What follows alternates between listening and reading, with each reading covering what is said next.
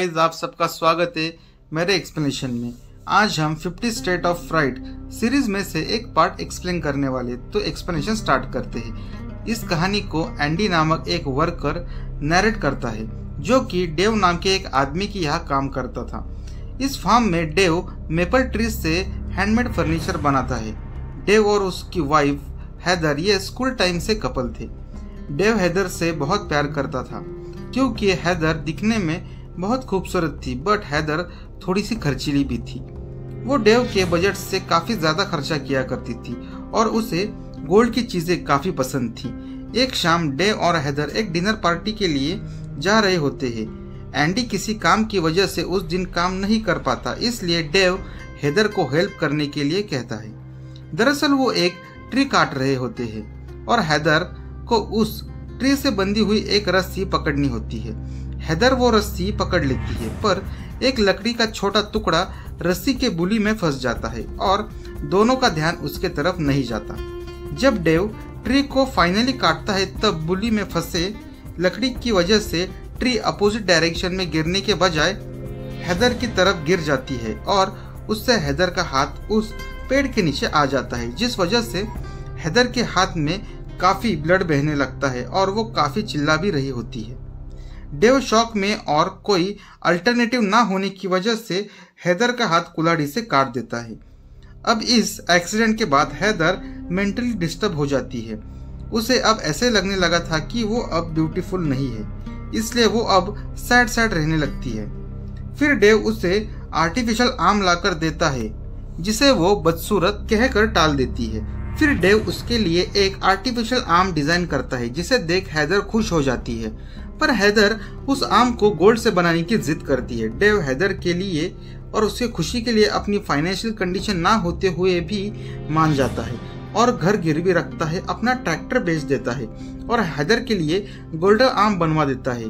Finally इस चीज़ों से हैदर की मेंटली हेल्थ सुधारने लगती है और वो फिर से खुश रहने लगती है। बाद में कुछ दिनों के बाद ठंड का मौसम आता है। डॉक्टर के डिटेक्ट करने पर डॉक्टर को यह पता चलता है कि हैदर को परमानेंट गोल्ड डिसीज है। इस वजह से हैदर के गोल्ड आर्म की वजह से उसके हाथ में पॉइजन तैयार हो रहा है और हैदर के बचने की कोई उम्मीद नहीं है। अब आगे हैदर डेव से प्रॉमिस लेती है कि वो गोल्डन आर्म के साथ ही दफन होना चाहती है। दरअसल वो डेथ के बाद परफेक्ट दिखना चाहती थी। डेव इस सब के लिए हाँ कर देता है। फिर कुछ समय बाद हैदर की अचानक से मौत हो जाती है और डेव उसको उसके गोल्डन आर्म के साथ ही दफन कर देता है। कई महीनों के बाद यूएस इकोनॉमी में ग्रेट रिसेशन में चली जाती है और हैंडमेड फर्नीचर का मार्केट पूरी तरह से ठप हो जाता है। डेव अब एंडी को अफोर्ड भी नहीं कर पा रहा था और हाउस पर लिए हुए लोन का अमाउंट बढ़ते जा रहा था।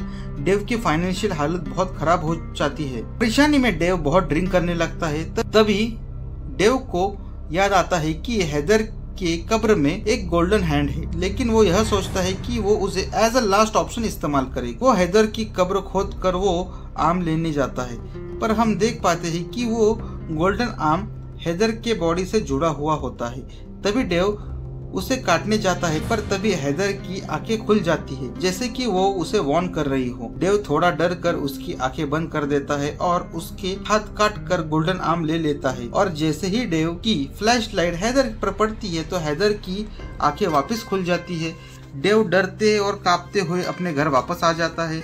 जैसे ही वो घर वापस आ जाता है, तब से घर में पैरानॉर्मल एक्टिविटी शुरू हो जाती है। घर के बाहर तेज हवाई चलने लगती है, इसलिए वो मेन डोर बंद कर देता है। तभी हैदर की एक तस्वीर गिर जाती है, जिसमें हैदर कुल्हाड़ी लिए हुई दिखाई देती है और घर में कई सारी अजीब सी आवाजें आने लगती है और अचानक से हैदर की तस्वीर बदल जाती है। बाद में तेज हवा की वजह से मेन डोर अपने आप खुल जाता है और वहां से हैदर की डेड बॉडी घर में चलती हुई आ जाती है। वो अपने गोल्डन आर्म को ढूंढ रही होती है। डेव जाकर अपने रूम में छुप जाता है। तब हैदर पूछती है कि मेरे गोल्डन आर्म कहाँ है। वो कहती है कि तुम तो कहते थे कि तुम मेरे साथ हमेशा इसे रखोगे। डेव बेड पर चादर ओढ़कर कांप रहा था। वो बिना कुछ सोचे गोल्डन आर्म वापस दे देता है। गोल्डन आर्म मिलते ही हैदर वहां से चली जाती है और जब डेव अपनी चादर उतार कर देखता है, तब हैदर अचानक से डेव पर गोल्डन आर्म से हमला कर देती है। और उसे मार देती है और फिर हम डेव की बॉडी उसी के बेड के ऊपर पड़ी हुई देख पाते हैं।